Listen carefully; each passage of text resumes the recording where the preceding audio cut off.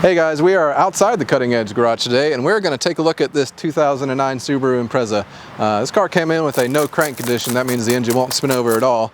And while it was outside, we went ahead and checked some of the more obvious and simple things. We know the starter's good, we know the battery's good, and we know we're getting voltage to the starter. So I think we're going to have probably a more serious issue going on with this car, maybe even something mechanically wrong with the engine. So our first step is going to be to haul this thing inside where all our tools are at, and we'll take a closer look.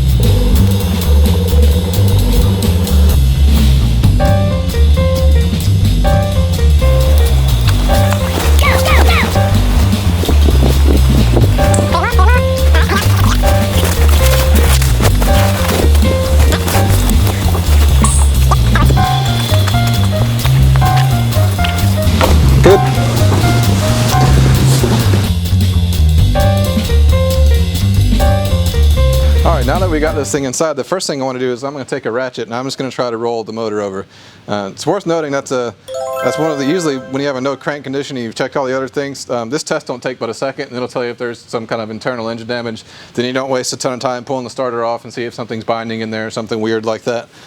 So I'm just going to put my ratchet right on the crankshaft pulley. Turn her clockwise. So it's moving okay. Keep going. Oh, yep, it is totally bound up. So all in all, that means this motor is junk. We're gonna have to get a new engine for this thing and get it put in for them. So let's get one ordered and we'll swap it out. All right, so we're ready to snatch this motor out.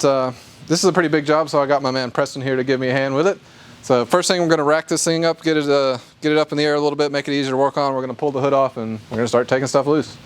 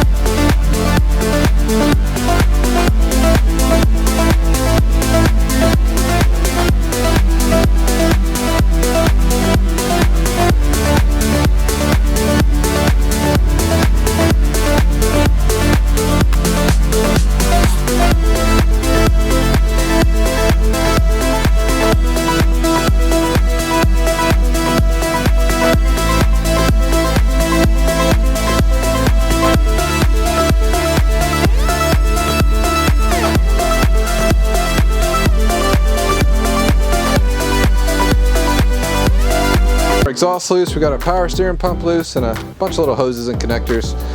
All we got left is we've got to get our torque converter bolts loose from the flywheel. Got a little motor mount to take out, then some bell housing bolts, and this engine should be ready to come on out. I guess we should support it first, huh? Before we start snatching all the bolts out. Maybe we can worth note that one.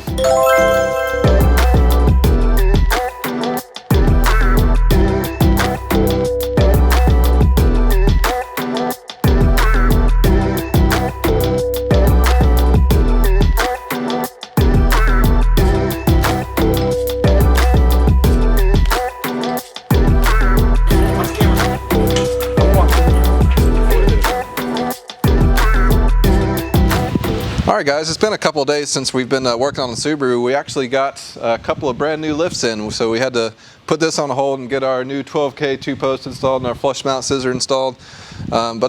Since then we've done a lot of work to this used motor. We've done a full head gasket kit with all the intake gaskets, all that, full timing belt kit. We went ahead and did some seals while we were in there. Of course, new spark plugs, new wires, all that good stuff. Just everything actually looked in pretty good shape, but you don't know how long that stuff's been on there. The timing belt was a little loose on it. So we went ahead and did everything while it's out of the car. So today we're gonna stab it in the hole, and hopefully this thing will drive out of the door today. All right, ready to put the motor in the hole? Should be pretty easy. We got a couple of long studs back here to help us line it up. So drop her on down, Preston. All right, we're gonna have to come back with the jack. Read them all, read them all. All right, roll her back. Oh, oh. All right, come on down. What's your name?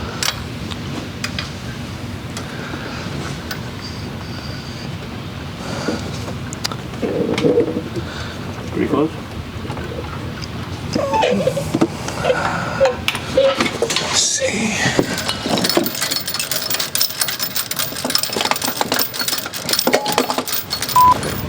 Where are the motor mounts? Are they still on the other motor? Probably one. Oh, we need to put them on this motor. That would make sense.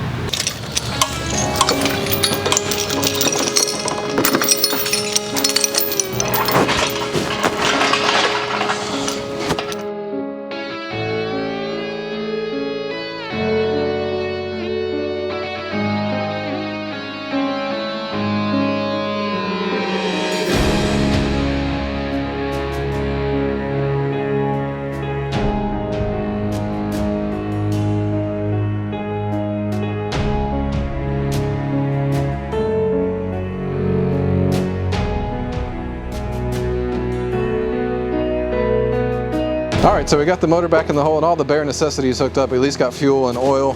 Before we go any further, I do just want to go ahead and fire it up, make sure it runs, and there's nothing catastrophically wrong with this used motor before we go any further. So Preston, go ahead and spin her over. Let's see what we got. All right, I'm happy with that. So now we can go ahead and we can get our radiator back in, get all our accessory drive stuff hooked up and buttoned up, and we should be done here shortly.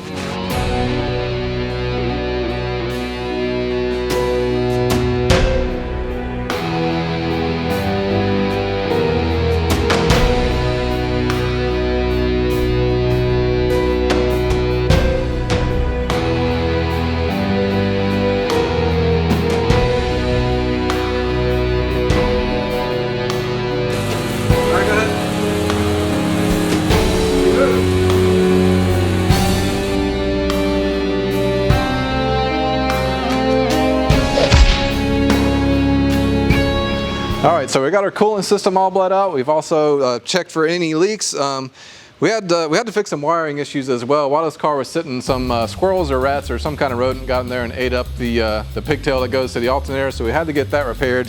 We've also made sure the alternator is charging the battery just fine. So other than that, I think this car is good to go down the road. We've test driven it as well. It doesn't have any codes in the engine or transmission module at all. If you guys are curious about any of the tools you saw during this video, whether it be the hand tools, the lifts, you can find all that stuff on CEASusa.com or sptoolsusa.com. Don't forget to like and subscribe if you want to see more content just like this. Thanks for watching.